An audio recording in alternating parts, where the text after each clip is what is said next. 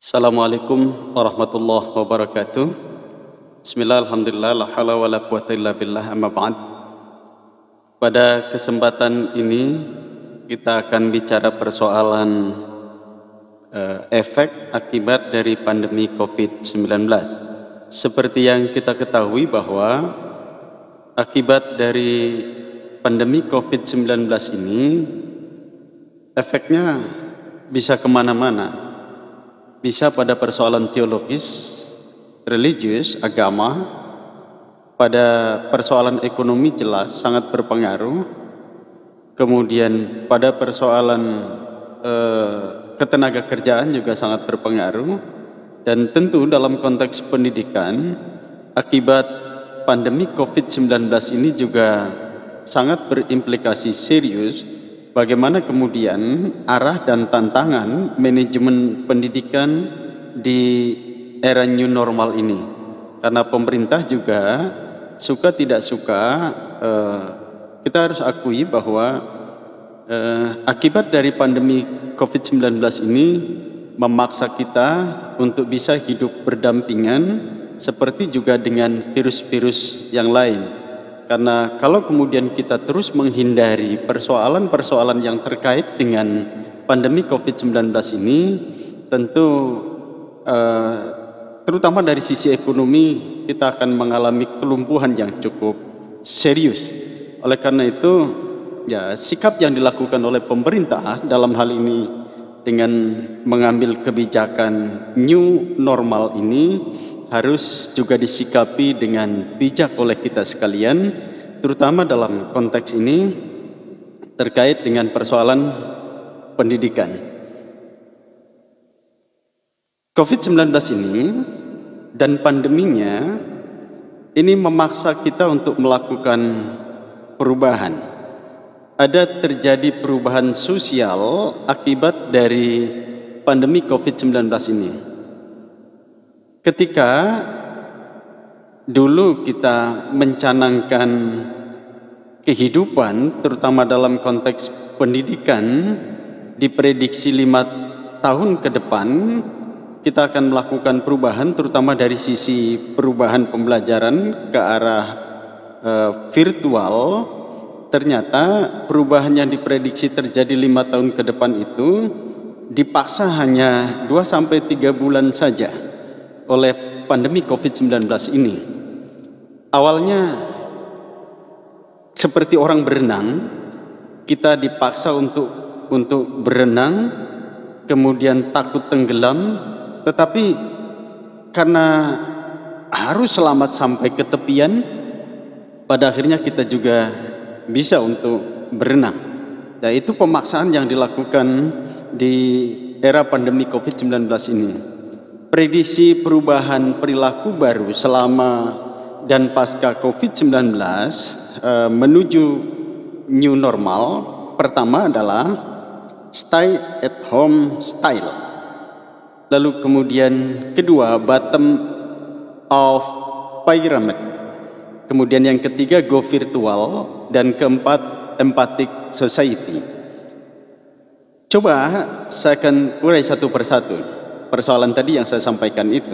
Stay at home style ini memaksa kita untuk merubah style gaya hidup kita dari pola yang lama menjadi pola yang baru.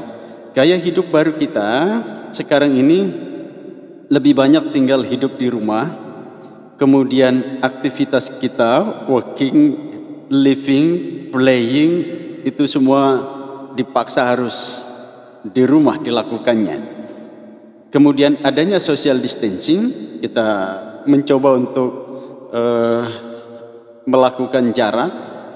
Positive parenting, kita juga melakukan pola pengasuhan kepada anak lebih intens dari rumah, kemudian pengawasannya juga lebih intens. Yang biasanya orang tua bekerja di luar, bapak ibunya misalnya bekerja di luar, lalu pengawasan kepada anak cukup berkurang. Tetapi di era new normal, akibat pandemi COVID-19 ini, kita juga ada semacam bahasanya itu ada hikmah di balik peristiwa yang terjadi gitu ya. Jadi ini yang kemudian juga saya kira ada sisi positifnya lah ya. Jadi kita bisa lebih mengawasi anak-anak kita. Kemudian ada beberapa orang tua yang dipaksa untuk, dalam tanda kutip ya, dipaksa untuk menjadi guru bagi anak-anaknya di rumah, belajar bersama orang tuanya dari tugas-tugas yang disampaikan oleh gurunya, kemudian dipandu oleh orang tuanya di rumah. More religious, kita semakin dekat dengan Tuhan, semakin berperilaku hidup yang lebih religius, karena mohon maaf, memang akibat dari pandemi COVID-19 ini kita tidak tahu siapa yang membawa virus atau siapa yang kemudian akan tertular. Ya, OTG istilahnya, orang tanpa gejala, apakah dia yang menularkan atau kita yang menularkan. Sehingga dengan posisi seperti itu, banyak di antara kita, masyarakat di dunia ini, tidak hanya di Indonesia, yang kemudian hidupnya lebih religius. Hasil survei 44% agar semua orang kembali kepada Tuhan, masyarakat yang lebih religius. Jadi hasil survei menunjukkan bahwa karena kematian dirasa sangat dekat dengan tidak tahu siapa yang akan menularkan, orang-orang lebih dekat kepada Tuhan, more religious, terbukti dengan survei 44% agar kita kembali kepada Tuhan, masyarakat lebih religious. Kemudian bottom of pyramid. Kalau saya meminjam istilah Maslow itu pernah menyampaikan tentang piramida kebutuhan dasar manusia. Maslow mengatakan bahwa ketika kita melihat persoalan akibat COVID-19 ini, justru bergeser dari kebutuhan puncak piramida, aktualisasi diri, pengakuan akan eksistensi diri, aktualisasi diri dari esteem, justru berbalik ke kebutuhan dasar piramida. Dasar piramida itu makan, kesehatan, dan keamanan jiwa raga kita, itu kemudian menjadi sebuah kebutuhan yang tidak terelakkan sekarang ini. Jadi sekarang kita berbalik lagi pada kondisi dasar piramida untuk memenuhi kebutuhan dasar kita, makan, kesehatan, rasa aman, jiwa raga, berada di rumah. Nah, itu akibat dari pandemi COVID-19 ini. Kemudian yang tidak kalah pentingnya juga efek dari pandemi COVID-19 ini adalah go virtual. Konsumen menghindari kontak fisik. Sehingga sekarang ini ya dirasa ada semakin kemudahan, kita butuh sesuatu, kita lapar, tinggal kemudian kita buka aplikasi, kemudian kita memesan sesuatu, dan kemudian dalam waktu yang tidak lama datang pemesanan kita. Yaitu konsumen yang menghindari kontak fisik. Kemudian juga pesan-pesan yang lain, kebutuhan-kebutuhan yang lain kita bisa melakukan dengan virtual, dengan cara online, beralih ke media virtual digital. Dan ini sesuatu hal yang tidak bisa terhindarkan. Dan go virtual ini juga akan berpengaruh pada persoalan pembelajaran di era new normal ini. Pada konteks pembelajaran dalam dunia pendidikan kita, memang ini sesuatu hal yang harus dihadapi oleh kita sekalian, dan ternyata sekarang kita bisa gitu. Tadi saya di awal menyampaikan kita diprediksi 5 tahun ke depan, tapi ternyata 2-3 bulan kita dipaksa dalam tanda kutip untuk melakukan perubahan pendekatan pembelajaran di era new normal ini akibat dari pandemi COVID-19 ini. Kita dulu rasanya tidak terfikirkan untuk belajar dengan menggunakan Google Classroom, kemudian menggunakan media-media yang lain, misalnya Webex, kemudian Zoom dan lainnya. Dan sekarang ini sesuatu hal yang tidak bisa terhindarkan dan menjadi kebutuhan, sehingga sekarang banyak webinar yang kemudian bisa efektif dan menjangkau peserta yang cukup banyak dan dengan biaya yang cukup murah terjangkau, tetapi efektivitasnya bisa dilakukan. ini sesuatu yang sangat luar biasa kemajuannya di dunia pendidikan dipaksa oleh pandemi COVID-19 ini. Sekali lagi, dalam konteks pendidikan memang terjadi perdebatan secara teoritik. Sekurang-kurangnya terdapat 3 skenario besar tentang kebijakan pendidikan di masa era new normal ini. Pertama, skenario optimistik. Peserta didik kembali ke sekolah, ke kampus, mahasiswa, dan proses pembelajaran perkuliahan untuk tahun akademik 2020 kemudian 2021 yang dimulai pada bulan Juli atau mahasiswa dimulai pada bulan Agustus. Jadi yang skenario pertama ini optimistik, tetap berjalan tatap muka seperti kondisi yang tidak terjadi pandemi COVID-19, tetapi tentu dengan protokol kesehatan yang harus dipenuhi, menggunakan masker, cuci tangan dengan hand sanitizer, atau kemudian juga ada jarak pada saat pembelajaran. Diperlukan juga waktu yang singkat, tidak terlalu lama pembelajarannya, pertemuan tatap muka ini, kemudian dibagi 2 shift pembagian waktunya, dan tentu juga ini sekali lagi tetap menggunakan protokol kesehatan. Lalu yang kedua, ada yang debatnya di skenario pesimistik. Jadi yang pertama skenario optimistik, lalu yang kedua skenario pesimistik. Layanan dan proses pendidikan untuk tahun akademik baru sekurang-kurangnya dilaksanakan bulan Desember tahun 2020. Jadi nanti dimulai sekitar Desember atau Januari 2020 baru kemudian akan memulai pembelajaran tatap muka, sehingga yang pesimistik ini akan menggunakan pola pembelajaran seperti yang terjadi pada semester genap yang kemarin ini. Kita akan menggunakan media virtual, online, tidak tatap muka. Tetapi kemudian ada skenario yang ketiga, skenario moderat, pembelajaran atau perkuliahan tetap dimulai pada bulan Juli tahun 2020 dengan pendekatan blended learning. Blended learning itu pendekatan tatap muka dan virtual dipadukan secara moderat dua-duanya dalam pola pembelajaran atau perkuliahan.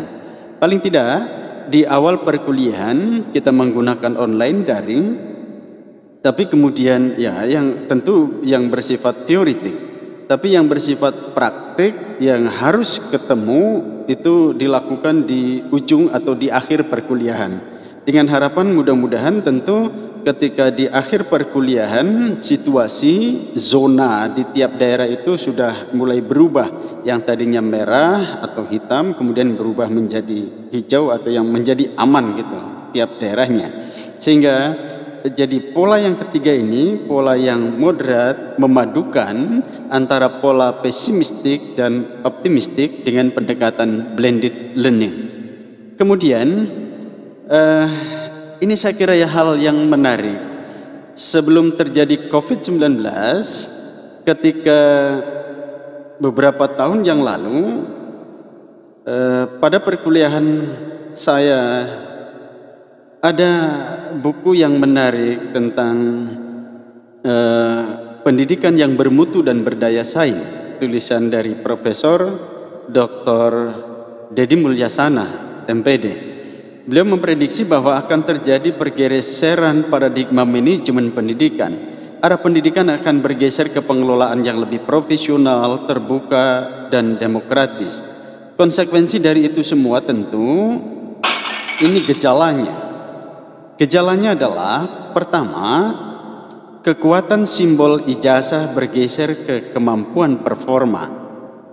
Ke depan, dan ini yang harus diantisipasi oleh semua lembaga pendidikan, bahwa ketika kita sekarang ini masih mengapresiasi, mengutamakan selembar ijazah, bahkan untuk mendapatkan selembar ijazah ini kemudian dengan berbagai cara, ke depan justru simbol ijazah ini bergeser kepada kemampuan performa seseorang.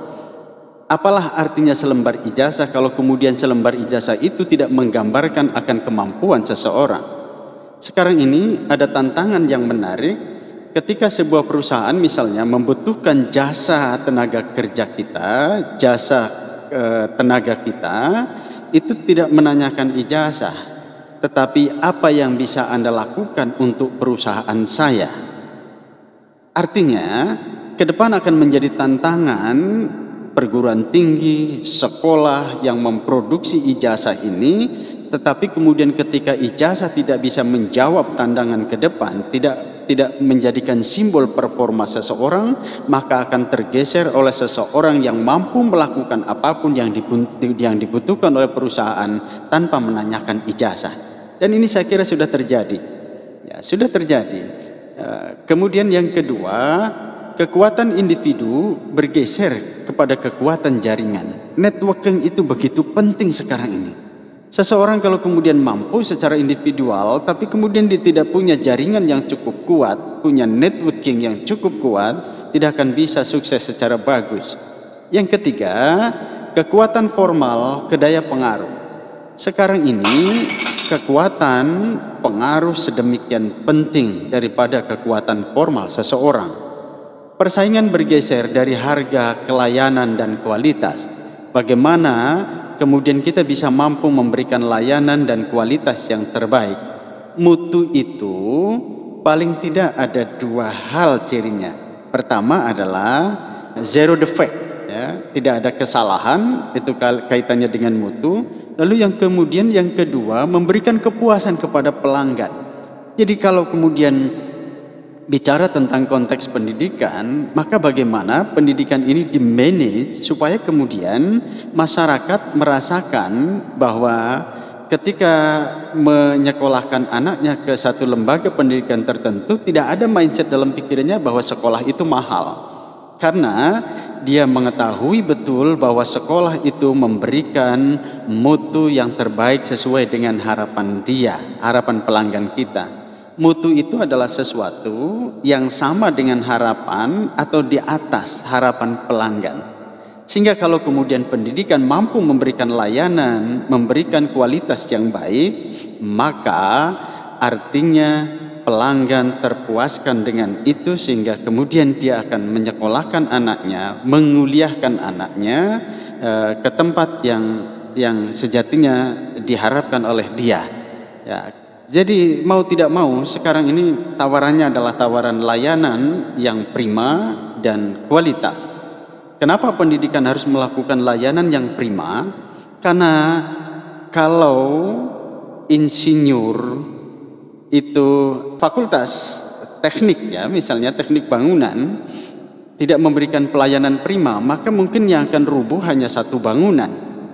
Ya, kalau dokter tidak melakukan pelayanan prima, paling yang meninggal adalah satu pasien atau dua pasien. Tetapi kalau kemudian pendidikan tidak bisa memberikan layanan prima kepada para pelanggannya, maka yang akan terjadi adalah matinya calon dosen, matinya calon dokter, matinya calon insinyur, matinya calon presiden, dan demikian seterusnya. Sehingga harusnya pendidikan mampu memberikan layanan yang prima. Persaingan akan bergeser dari darat ke dunia maya. Sekarang ini sudah terjadi. Kalau kita punya produk, lalu kemudian produk ini kita tawarkan lewat darat, muter-muter dari satu kampung ke kampung tertentu akan lama. Tapi begitu dia upload produk kita ke dunia maya, maka akan dijangkau produk kita ini dari berbagai penjuru dan semua lapisan masyarakat. Dan jangkauannya lebih luas. Sehingga bagaimana kemudian kita bisa menguasai dunia maya ini dengan baik, termasuk dunia pendidikan. Kemudian evaluasi tidak hanya mengandalkan persoalan daya ingat, ya. Kemudian ini bergeser kepada kemampuan totalistik, ya, kemampuan semua siswa, tidak hanya pada persoalan hafalan. Kemudian sumber dan sarana belajar konvensional bergeser ke teknologi tinggi seperti sekarang ini. Sistem respon dari reward and punishment bergeser ke positive thinking. Kebutuhan kelas dari mencari guru yang pintar bergeser ke guru yang mampu memintarkan anak. Jadi sekarang ini yang dicari adalah bukannya guru yang pintar, tetapi guru yang mampu memintarkan anak. banyak di antara kita yang pintar secara individual, guru, dosen kita, tetapi tidak mampu mentransfer secara keilmuan kepada anak supaya kemudian anak bisa menerapkan secara cerdas apa yang disampaikan oleh guru, oleh dosennya. Kemudian sekolah bukan sekedar mendidik anak yang pintar, tetapi memintarkan anak yang berkebutuhan khusus. Jadi anak-anak yang berkebutuhan khusus ini mampu dilayani secara prima oleh sekolah-sekolah. Jadi tidak terjadi kemudian dikotomi, tidak terjadi ketidakadilan, tetapi semua dilayani oleh sekolah, terutama mereka yang anak-anak yang berkebutuhan khusus ini. Pendekatan keragaman yang bersifat statis bergeser ke pendekatan keragaman fungsional. Pembelajaran formalistik akan bergeser ke pembelajaran fungsional dengan penekanan pada penguatan logika, hati, dan iman. Sekarang ini menjadi sebuah kebutuhan ketika produk dari sekolah tidak mampu menjawab tantangan zaman, atau produk dari perguruan tinggi tidak mampu menghadapi tantangan-tantangan yang sedemikian berat, terutama dari sisi moralitas. Korupsi terjadi di mana-mana, maka pendekatan pembelajaran sekarang, perkuliahan sekarang tidak hanya pada penguatan logika, tetapi juga pendekatan hati dan iman. Mudah-mudahan tentu dengan pendekatan hati dan iman ini, tidak kemudian kita melulu mengandalkan kepintaran kita, tetapi di situ kemudian ada etika moral yang mengawal kita sekalian. Ada hal yang menarik kembali, apa yang disampaikan oleh Umi Yarso dan Imam Ghazali. Tugas utama sekolah adalah membantu peserta didik untuk menemukan, mengembangkan, dan membangun kemampuan, berkesanggupan secara efektif untuk menunaikan tugas-tugas individu dan sosialnya pada saat sekarang dan mendatang. Untuk mencapai tugas tersebut, maka layanan pendidikan sekolah akan bersentuhan dengan berbagai pengetahuan yang tergambar dalam kurikulum.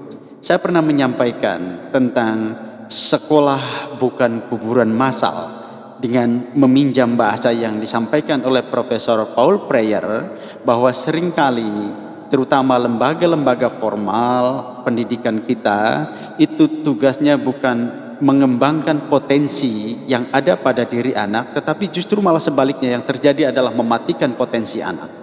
Ini yang kemudian saya kira tugas berat kita, supaya kemudian potensi yang dimiliki oleh anak itu bisa berkembang dengan baik, dan tugas sekolah, guru adalah memfasilitasi itu semua. Kemudian pengelolaan pendidikan semakin kompetitif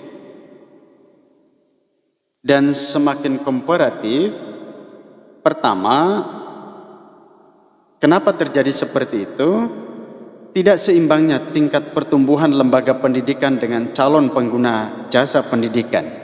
Jadi antara pertumbuhan lembaga pendidikan dengan calon pengguna jasa pendidikan ini tidak seimbang. Semakin banyak pengguna jasa pendidikan, tetapi lembaga pendidikan kita masih sangat terbatas. Ini yang kemudian menimbulkan kompetisi yang kadang tidak sehat dilakukan dalam dunia pendidikan kita. Lalu yang kedua, adanya kebijakan pemerintah yang memproteksi lembaga pendidikan yang diselenggarakan oleh pemerintah dibanding dengan lembaga yang diselenggarakan oleh masyarakat.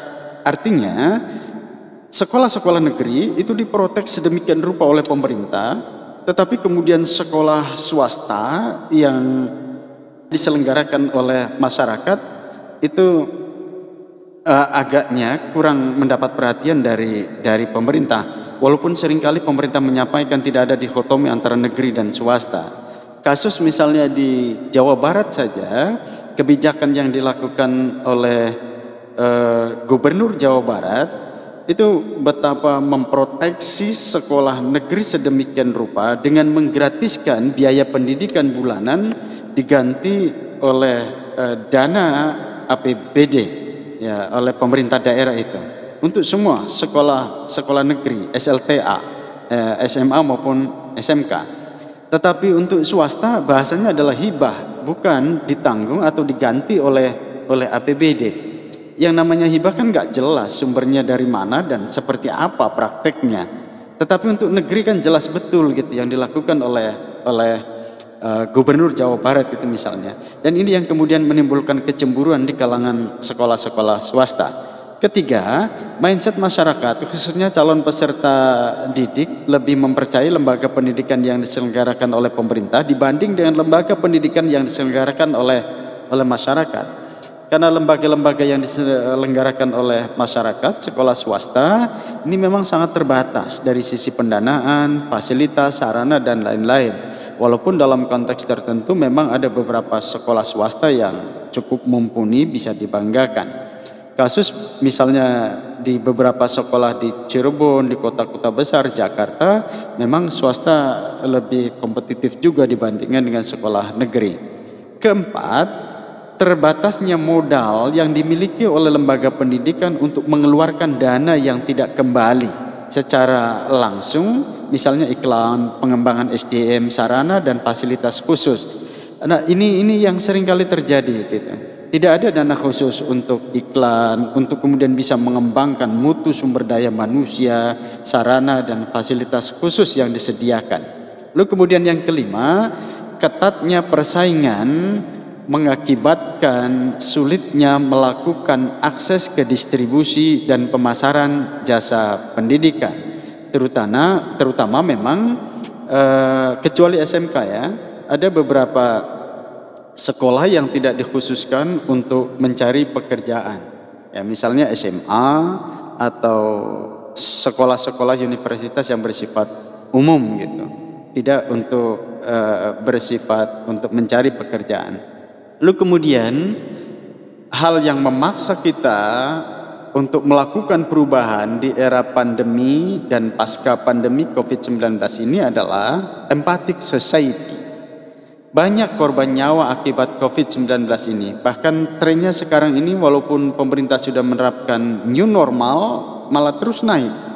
Banyak korban nyawa akibat COVID-19 ini. Kemudian melahirkan masyarakat baru yang senasib dan sepenanggungan yang melahirkan tujuan bersama. Ada common goal untuk melawannya. Ini yang sangat menggembirakan. Banyak di antara kita yang kemudian memberikan sumbangan ya, memberikan bantuan kepada mereka yang terdampak akibat dari pandemi COVID-19 ini. Di kota-kota besar, bahkan di desa-desa juga dengan membagikan hand sanitizer, melakukan penyemprotan disinfektan, kemudian membagikan masker. Jadi ada semacam tujuan bersama di antara kita untuk saling berempati. Kemudian penuh empatik ini juga tadi digambarkan banyak para dermawan agnia yang memberikan bantuan kepada mereka yang membutuhkan, sehingga memunculkan sikap welas asih syarat dengan solidaritas, dan kemudian ada tenggang rasa, ada saling bantu di antara kita sekalian. Oleh karena itu, tentu bagi kita sekalian, apa yang terjadi ini selalu saja ada menyisakan blessing in disguise.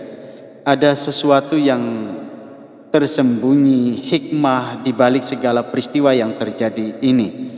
Ternyata akibat atau dampak dari pandemi COVID-19 ini bisa kemudian memaksa kita dalam tanda kutip untuk melakukan perubahan-perubahan, baik di bidang pendidikan, sosial, ketenaga kerjaan, ekonomi, maupun di bidang keagamaan dan lain-lain. Ini semakin menegaskan bahwa sejatinya tidak ada yang sia-sia yang diciptakan oleh Tuhan.